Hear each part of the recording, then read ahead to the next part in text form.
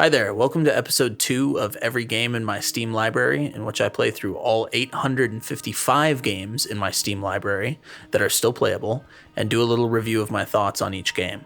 I decided that going forward, I'm going to use the Steam roulette wheel on SteamDB to choose my next game for the series, to introduce a little unpredictability and get me out of my comfort zone a little bit too.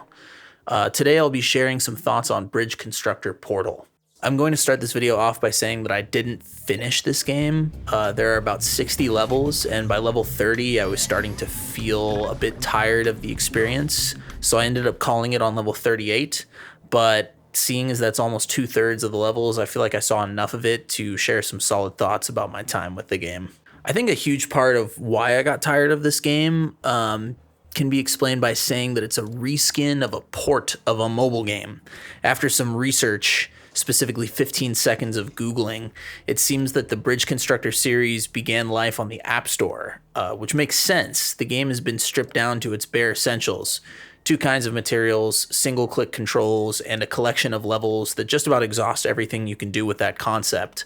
I'm not hating on that, it's perfect design for a mobile game, and nothing necessarily even needs to change for a port to PC, but these kinds of games usually don't speak to me, so it's no surprise that I ended up giving up on it. If I'm being honest, I'm a little surprised that Valve was okay with rubber stamping this game, seeing as it's set in the world of one of their most popular and well-protected IPs, but I see how the concepts lend themselves to each other. To the game's credit, the puzzles make good use of the portal systems, and all your favorite portal devices will make an appearance, including GLaDOS, who is completely voiced and definitely the best part of the game, as with all games she appears in.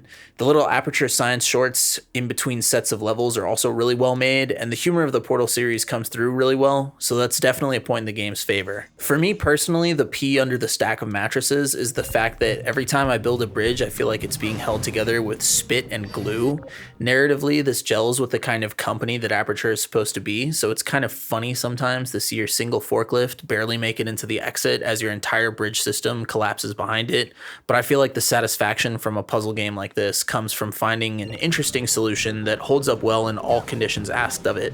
Unfortunately, a solid selection of levels require you to finagle bridges at odd angles to reflect energy balls and boxes, and in these situations it always feels like I'm barely getting through by the skin of my teeth, like my contraption could fall apart with a well-placed flick. To the game's credit, there are levels that feel amazing when you convoy through them and everything goes off without a hitch, but these levels are few and far between. The game oscillates between too easy and fiddling with a single strut for 20 minutes to get the angle just right, to shoot an energy orb into a receptacle, to open a door, to let the forklift through, and the easy part of that level was building the actual bridge that the forklift goes over. In these levels, it seems more like pinball, but with a bridge building mechanic thrown in for fun, which wasn't what I was playing a game called Bridge Constructor for.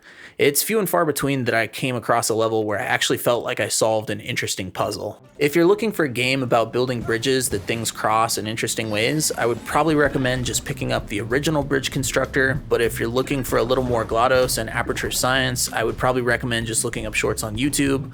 Also, don't trust my recommendation for the original Bridge Constructor because I haven't played that, so it might be the same way. But overall, I'd say it's probably safe to skip this one if you're on the fence. If you've ever played Bridge Constructor Portal, let me know your thoughts in the comments. Until next time, this has been every game in my Steam library.